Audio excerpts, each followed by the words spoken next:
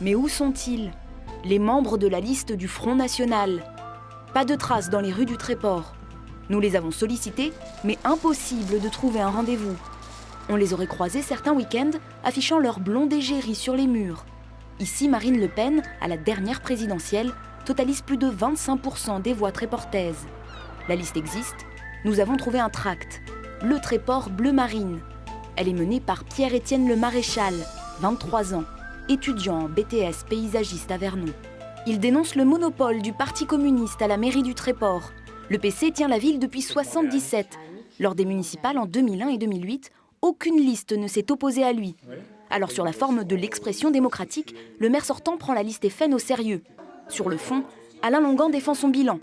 Construction de la médiathèque, chantier du centre nautique et surtout, développement des logements sociaux. Quelques usines font vivre les habitants, mais ici la population n'est pas riche.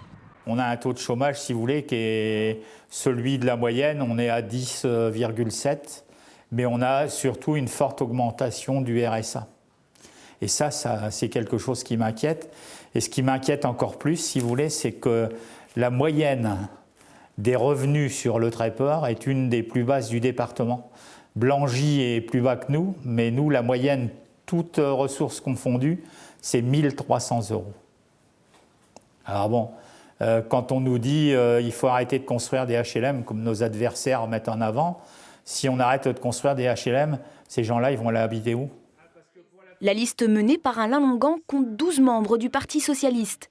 Le projet d'implantation d'éoliennes au large du Tréport aurait pu diviser PC et PS ici. D'autant plus que la pression du Conseil régional est grande.